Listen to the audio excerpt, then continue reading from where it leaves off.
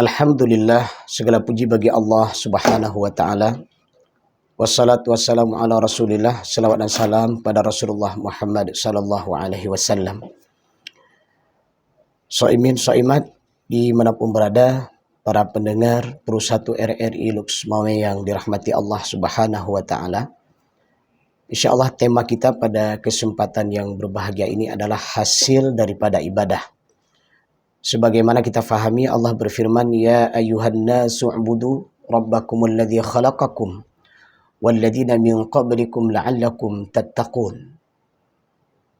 Wa qala Allah Ta'ala fi ayatin wa suratin ukhra, Ya ayuhalladzina amanu kutiba alaikumus shiyam kama kutiba alal ladzina min qablikum la'allakum tattaqun. Allah menciptakan jin dan manusia agar mereka beribadah kepadanya. Sebagaimana juga firman Allah, wa ma khalaqtul jinna wal insa illa liya'budun. Maka oleh karena itu hasil atau target besar atau yang akan dicapai oleh hamba Allah ketika beribadah kepadanya adalah agar ibadah mereka itu bernilai takwa. Maka oleh karena itu pada kesempatan yang berbahagia ini, mari kita lihat hal-hal apa saja yang harus dilakukan agar ibadah tersebut bernilai takwa. Ada beberapa hal yang harus dipenuhi sehingga ibadah yang dilaksanakan tersebut bernilai takwa kepada Allah Subhanahu wa taala. Di antaranya adalah hendaknya ibadah yang dilakukan tersebut atas dasar iman kepada Allah Subhanahu wa taala. Seperti halnya ibadah puasa yang kita laksanakan, maka di sana Allah memanggil ya ayyuhalladzina amanu, wahai orang-orang yang beriman. Kutiba alaikumus shiyam, diwajibkan kepadamu berpuasa. Nah, di sini menunjukkan bahwa iman adalah merupakan hal dasar yang harus dipenuhi seseorang yang beribadah kepada Allah Subhanahu wa taala. Karena dengan iman inilah yang akan membedakan amal seorang mukmin dengan amal orang munafik. Dengan iman inilah juga yang akan membedakan seseorang yang beribadah kepada Allah atas dasar karena iman kepada Allah atau atas dasar yang lainnya.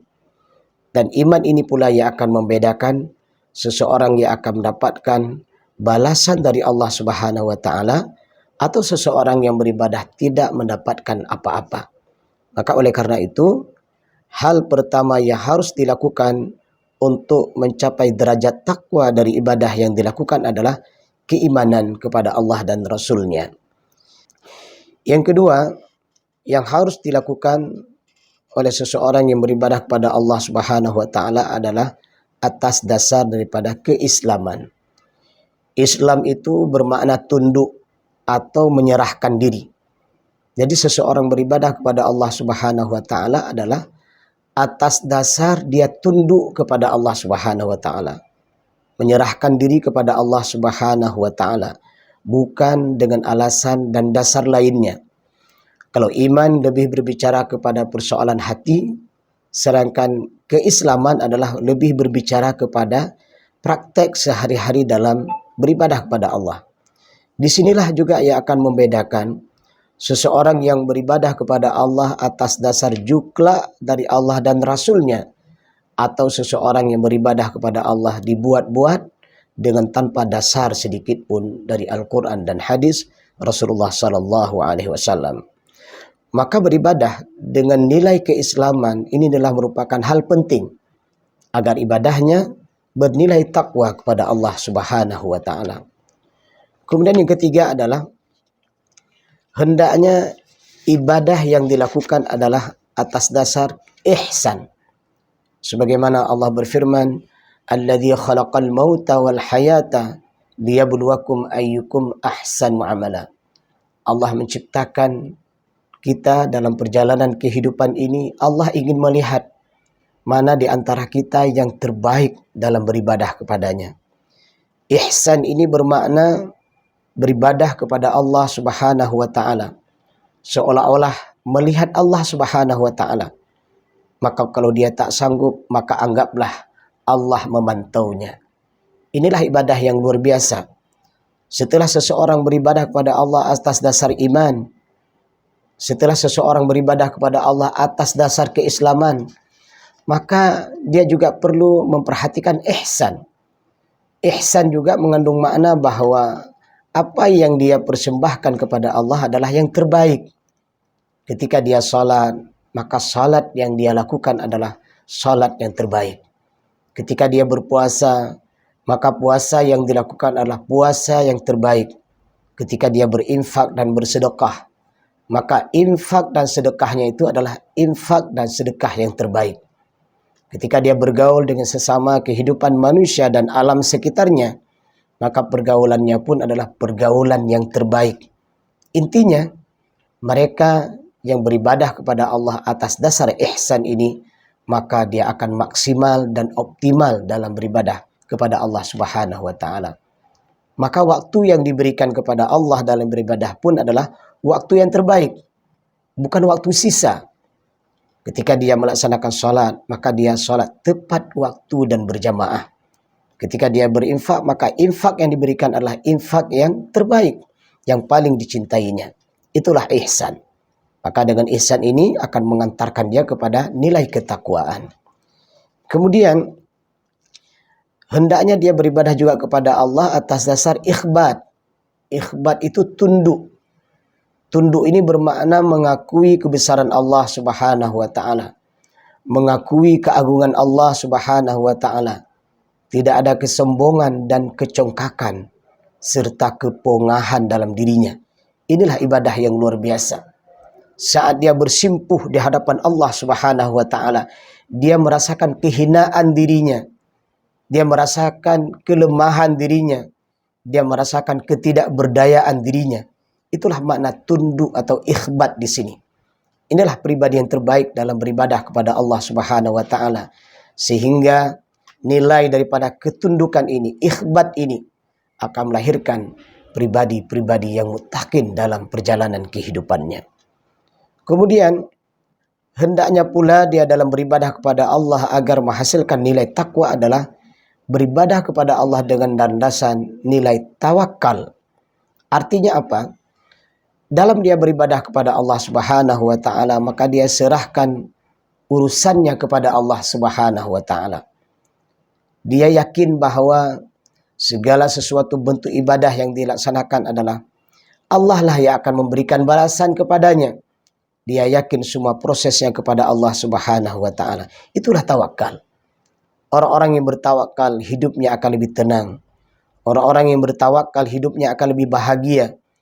Apapun pekerjaan dan perbuatan, apapun bentuk ibadah yang dia lakukan, ketika ada nilai tawakal ini, maka nilai tawakal itu akan mengantarkan pribadinya itu akan melahirkan pribadi yang bertakwa. Kemudian, agar ibadah yang dilaksanakan tersebut menghasilkan nilai takwa adalah hendaknya di dalam dia beribadah kepada Allah dengan landasan cinta kepada Allah Subhanahu wa taala. Masya Allah. Kenapa seorang hamba dalam beribadah kepada Allah harus didasarkan atas cinta kepada Allah Subhanahu wa taala? Mari kita perhatikan. Bukankah dalam perjalanan kehidupan yang kita jalani hari ini, kita senantiasa mendapatkan curahan cinta dari Allah Subhanahu wa taala? Karena cintanya Allah kepada kita, sehingga Allah pun memilih tempat yang terbaik, tempat yang paling layak kita menjalani kehidupan, yaitu di atas permukaan bumi ini. Begitu banyak planet-planet yang lain. Ada planet Merkurius, Venus, Mars, Jupiter, Saturnus, Uranus, Neptunus, Pluto, dan berbagai macam bentuk planet-planet yang lain. Ternyata planet yang lain tersebut tidak layak untuk dihuni oleh manusia. Tapi Masya Allah, cintanya Allah kepada kita, sehingga Allah tempatkan kita di sebuah tempat yang layak untuk dihuni, yaitu bumi. Sebuah tempat dengan iklim yang akan memberikan kebaikan kepada kita. Sebuah tempat yang dimana di atasnya, yaitu di tanah tersebut, di bumi tersebut, tumbuh berbagai macam tanam-tanaman dengan berbagai macam pepohonan, di mana hasil dari pepohonan tersebut memberikan juga kebaikan kepada manusia. Bukan hanya pepohonan, Allah cukupkan rahmat dan nikmat kepada kita dengan diciptakan berbagai macam bentuk binatang yang memang itu layak untuk kita makan sehari-hari untuk memberikan gizi dan kekuatan bagi tubuh kita. Bukan hanya itu, Allah curahkan nikmat udara kepada kita, yang setiap hari kita nikmati udara tersebut, di mana Allah Subhanahu wa taala tidak pernah meminta balasan dari udara tersebut.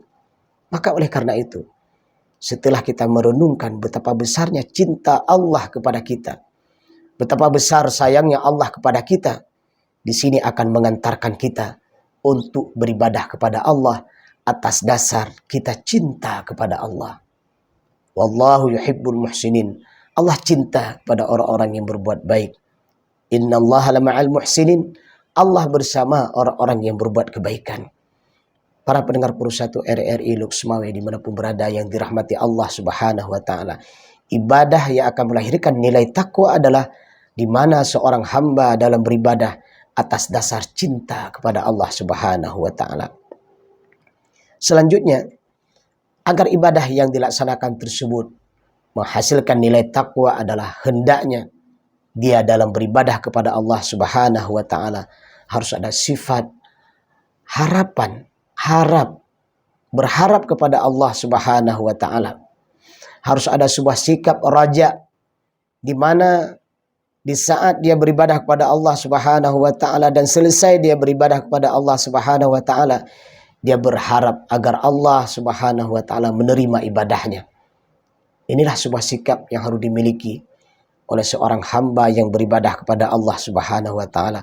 Ada sifat raja setelah kita melaksanakan salat. Besar harapan kita berharap kepada Allah Subhanahu wa taala agar ibadah salat yang kita laksanakan itu diterima di sisi Allah Subhanahu wa taala. Setelah kita berinfak dan bersedekah, maka kita berharap kepada Allah Subhanahu wa taala agar infak dan sedekah yang kita berikan itu diterima di sisi Allah Subhanahu wa taala. Setelah kita melakukan berbagai macam ketaatan dan kesalehan kita, maka ada sebuah harapan dalam diri kita agar Allah menerima ibadah kita. Inilah sifat raja yang harus dimiliki oleh seorang hamba yang beribadah kepada Allah agar berbuah takwa, di mana dengan sifat raja tersebut, dengan segala kekurangan yang dia miliki, dengan segala apa yang dia persembahkan kepada Allah, dia senantiasa berharap agar Allah menerima ibadahnya tersebut. Kemudian selanjutnya adalah sifat khauf. Kalau tadi raja berharap agar Allah menerima ibadahnya, kemudian adalah khauf.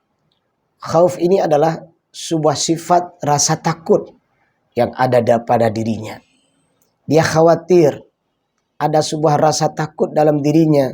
Apakah ibadah yang sudah dilaksanakan tersebut sesuai dengan syarat dan rukunnya? Apakah sudah sah, apakah sudah benar atau belum? Sehingga dengan ada sifat khauf ini, dia akan terus belajar dan mempelajari bagaimana ibadah yang benar. Sifat khauf ini akan melahirkan seorang pribadi yang takut kepada Allah dan menghindarkan dirinya daripada sifat sombong dalam beribadah kepada Allah Subhanahu wa taala. Selanjutnya adalah bagaimana agar ibadah yang dilakukan tersebut melahirkan pribadi yang muttaqin. Maka yang harus dimiliki, yang harus dilakukan adalah sifat dan sikap taubat. Betapapun seseorang telah beribadah kepada Allah dengan ketaatannya yang cukup luar biasa, maka seorang mukmin harus tetap senantiasa bertaubat dan beristighfar. Hal ini untuk mengantisipasi kalau ia melakukan kesalahan yang tidak dia sadari. Inilah yang harus dilakukan. Bagaimana ketika seseorang dalam perjalanan ibadahnya kepada Allah Subhanahu wa taala, tentu banyak kesilapan, tentu banyak kekurangan. Sama halnya seperti ibadah Ramadan yang kita lakukan. Tanpa sadar kita dalam melaksanakan ibadah puasa tersebut, ada kesalahan dan kesilapan lisan kita. Ada kekurangan dari bentuk cara kita melaksanakan ibadah. Begitu juga dengan ibadah-ibadah yang lainnya. Maka untuk menuju pribadi muttaqin, taubat, istighfar adalah sesuatu hal yang harus senantiasa dilakukan dalam perjalanan menuju pribadi muttaqin. Masya Allah. Bagaimana Islam mengajarkan kita saat kita beribadah, setelah kita beribadah, agar ibadah tersebut menghasilkan nilai ketakwaan, maka taubat, istighfar, zikir kita adalah sesuatu yang sangat pantas dan perlu dilakukan agar ibadah yang kita laksanakan tersebut menghasilkan nilai takwa kepada Allah Subhanahu wa taala. Kemudian selanjutnya adalah agar ibadah yang kita laksanakan menghasilkan nilai takwa, maka kita perlu berdoa kepada Allah Subhanahu wa taala. Harap dan takut yang menjadikan seseorang berdoa kepada Rabb-nya agar ibadahnya tersebut diterima di sisinya. Masya Allah. Doa adalah merupakan senjatanya orang mukmin. Begitu banyak ibadah-ibadah yang kita laksanakan. Mari kita berdoa agar Allah menerima ibadah kita. Abdurrahman bin Auf, beliau punya sebuah kebiasaan yang baik. Di tengah malam, beliau bangun, membawa hartanya, mengambil hartanya, kemudian beliau infakkan kepada fakir miskin dan anak yatim. Tidak ada pintu rumah orang-orang miskin, tidak ada pintu rumah orang-orang anak-anak yatim yang tidak diketuk oleh Abdurrahman bin Auf. Beliau mengetuk pintu orang-orang miskin dan anak-anak yatim, orang-orang fakir. Saat dibuka pintu tersebut, maka Abdurrahman bin Auf memberikan infak dan sedekah terbaik kepada mereka. Dan itu terus beliau lakukan sampai menjelang waktu subuh. Dan saat waktu subuh, beliau salat subuh berjamaah. Dan setelah itu beliau menadahkan tangan kepada Allah Subhanahu wa taala, berharap dan berdoa, "Ya Rabb, semoga amal soleh yang telah kulakukan di malam yang di malam gelap ini, Engkau terima infak dan sedekahku yang telah kuberikan pada fakir miskin dan anak yatim." Itulah sekilas bagaimana sosok Abdurrahman bin Auf di dalam beribadah kepada Allah Subhanahu wa taala tidak pernah meninggalkan doa kepada Rabb-nya. Bagaimana dengan kita? Setelah kita melaksanakan ibadah salat, tidakkah kita berdoa kepada Allah agar Allah Subhanahu wa taala menerima salat kita? Setelah kita berinfak dan bersedekah, tidakkah kita menadahkan tangan kita kepada Allah agar Allah Subhanahu wa taala menerima infak dan sedekah kita? Setelah kita berbuat baik kepada kedua orang tua kita, berbuat baik kepada tetangga kita, berbuat baik kepada keluarga kita, jangan lupa di situ titipkan doa kita kepada Allah agar Allah menerima ibadah kita. Inilah pribadi yang luar biasa, di mana mereka beribadah kepada Allah agar melahirkan nilai takwa. Mereka senantiasa menyelipkan doa, baik itu sebelum mereka beribadah, baik saat mereka beribadah dan pasca mereka beribadah kepada Allah. Mereka senantiasa menyelipkan doa tersebut kepada Allah Subhanahu wa taala. Kemudian selanjutnya adalah bagaimana ibadah yang kita laksanakan tersebut adalah dilakukan dengan dasar khusyuk. Khusyuk bermakna menikmati, menghayati, memahami dari ibadah yang dilaksanakan. Maka orang-orang yang beribadah kepada Allah tanpa dasar khusyuk, maka ibadahnya akan sia-sia. Betapa banyak orang yang salat, tapi pasca dia salat ternyata masih bermaksiat kepada Allah. Berapa banyak orang yang membaca Al-Quran, tapi bacaan Al-Quran tersebut tidak mempengaruhi karakternya. Betapa banyak orang-orang yang berzikir, tapi zikir yang dia lafadzkan tersebut tidak mempengaruhi perilakunya. Betapa banyak orang-orang yang melakukan kebaikan, tapi kebaikan tersebut tidak mempengaruhi sikap dan perilaku dalam kehidupannya. Apa persoalannya?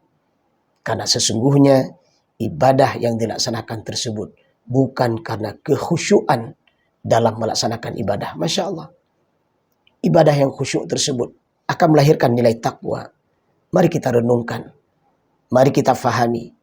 Tengoklah misalnya salat yang kita laksanakan. Awal dari ibadah salat yang kita laksanakan, saat salat sedang kita laksanakan, dan bahkan selesai salat yang kita lakukan tersebut. Apabila itu dilakukan dengan khusyuk, maka di sana betul-betul salat tersebut sebagaimana janji Allah, sebagaimana perintah Allah. Inna salata tanha anil fahsya'i wal munkar. Orang yang salat dengan khusyuk, maka salat tersebut akan menjadi benteng bagi dirinya, terhindar dari maksiat. Lisannya akan terjaga, tangannya akan terjaga, seluruh fisiknya akan terjaga, tidak akan bermaksiat kepada Allah. Kenapa? Karena hasil ibadah yang khusyuk yang dia laksanakan, salat yang khusyuk yang dia lakukan, akan mempengaruhi karakternya. Masya Allah. Al-Quran yang dia baca, maka dia baca dengan penuh kekhusyuan. Dia menikmati dan menghayati setiap huruf yang dia baca dengan lantunan yang bacaan yang bertajwid. Dan dia bahkan memahami makna-makna yang terkandung dari setiap untayan kalimat Al-Quran yang dia baca. Bahkan sesekali air matanya mengalir karena ternyata ayat yang dia baca adalah menceritakan tentang api neraka jahanam dan azab bagi orang yang berdosa. Terkadang saat dia membaca Al-Quran, perasaannya gembira dan berharap kepada Allah dari apa yang dia baca. Karena yang dia baca adalah ayat-ayat tentang surga. Saat dia membaca ayat tentang surga dengan penuh kekhusyukan, maka dia di situ berharap, ya Allah, ya Rabb, semoga Engkau jadikan aku adalah sebagai penghuni surga. Begitu pula lainnya saat dia membaca ayat-ayat tentang muamalah. Katakanlah dia membaca ayat tentang riba. Karena kekhusyuan yang dia nikmati ayat-ayat tersebut, maka dia berlindung kepada Allah sembari mengharap kepada Allah agar dia dihindari daripada pelaku-pelaku riba. Begitu juga yang lainnya. Masya Allah. Ternyata kekhusyuan seseorang dalam beribadah kepada Allah akan memperbaiki karakter pribadinya dan melahirkan nilai-nilai pribadi yang muttaqin. Itulah beberapa kiat yang tentunya harus dan perlu kita lakukan agar ibadah yang kita laksanakan, apakah itu ibadah secara umum atau ibadah secara khusus seperti ibadah Ramadan, puasa Ramadan yang kita lakukan ini, agar bernilai takwa, maka hendaknya ibadah yang kita lakukan tersebut, yang pertama harus dengan landasan iman. Yang kedua adalah dengan landasan Islam.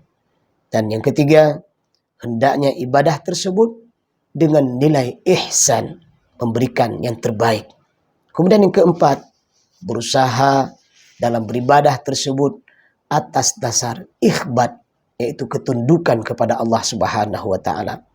Dan selanjutnya adalah hendaknya dalam beribadah tersebut dengan nilai tawakal kepada Allah Subhanahu wa taala.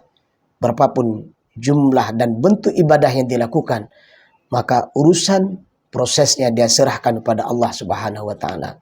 Dan selanjutnya hendaklah dalam beribadah kepada Allah tersebut harus dengan landasan cinta. Bagaimana Allah telah mencintainya, maka saat dia beribadah kepada Allah adalah dengan landasan cinta kepada Allah Subhanahu wa taala. Dan selanjutnya hendaknya dia dalam beribadah dengan ada sifat dan sikap raja, berharap agar ibadah yang dilaksanakan tersebut diterima oleh Allah Subhanahu wa taala. Dan selanjutnya hendaknya dalam beribadah kepada Allah ada rasa khauf, rasa takut kepada Allah, rasa khawatir, sehingga terus memperbaiki dan belajar agar ibadahnya menjadi lebih baik dan lebih sempurna. Dan selanjutnya yang harus dimiliki adalah hendaknya dia punya sifat taubat. Artinya di saat dia beribadah tentu banyak kesilapan dan kesalahan, maka diiringi dengan taubat kepada Allah. Dan selanjutnya adalah dengan senantiasa berdoa. Berdoa kepada Rabb agar ibadah yang dilaksanakan diterima di sisi Allah Subhanahu wa taala. Dan yang terakhir adalah agar ibadah melahirkan nilai takwa adalah dilaksanakan semua bentuk ibadah tersebut dengan rasa khusyuk, dia nikmati, dia hayati, dia fahami dengan ibadah yang dilaksanakan, sehingga terimplementasi, terlihat dalam sikap dan perilakunya, ibadah tersebut menghasilkan pribadi karakter yang terbaik. Beberapa sifat dan sikap ini perlu kita lakukan agar ibadah yang kita lakukan melahirkan pribadi-pribadi yang muttaqin. Amin ya rabbal alamin. Terima kasih. Subhanakallahumma wa bihamdik, asyhadu an la ilaha illa anta, astaghfiruka wa atubu ilaika. Assalamualaikum warahmatullahi wabarakatuh.